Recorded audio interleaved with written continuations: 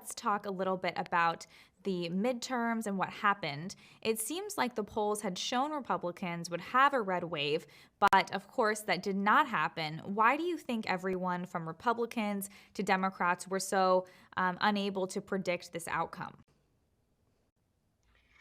Well, the reason is that most people expected this election to follow a normal course. And by a normal course, people are often exasperated with the party in power. They push too hard, so there's a little bit of pushback.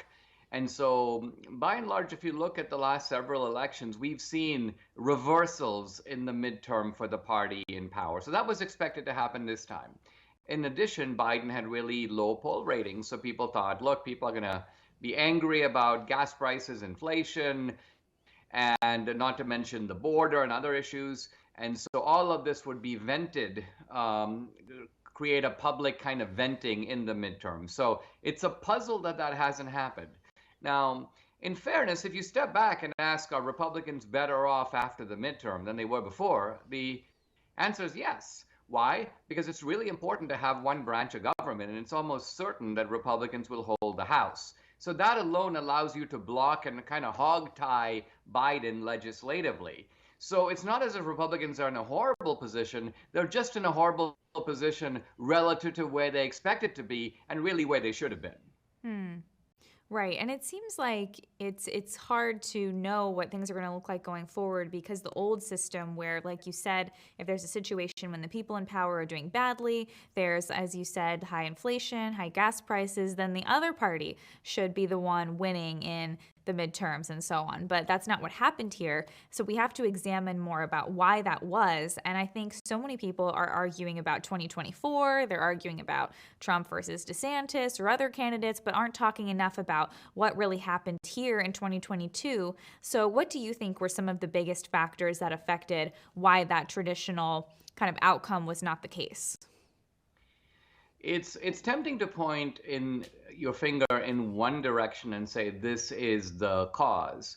But I think you'd have to say that it looks like here we've had a sort of multiple factor breakdown. Many things went wrong, and they went wrong sort of simultaneously. So some of the blame, as you know, is pointed at Trump. Trump is too celebrity oriented. He picked candidates like Oz and Herschel Walker because they're celebrities. And so there's an attempt, particularly encouraged by the media and the left, to put all the blame on Trump. Many conservatives, I think, rightly are pointing the finger at McConnell.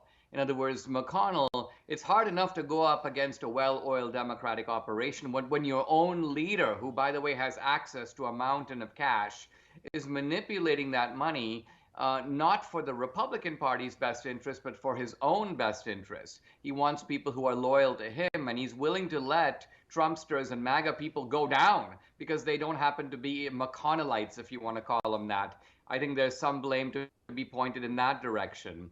I think, in addition, there's of course, you got to remember the media has reaches the independents with a very poisonous message about Republicans. And Republicans don't have a way to reach those people who are not plugged into politics every day.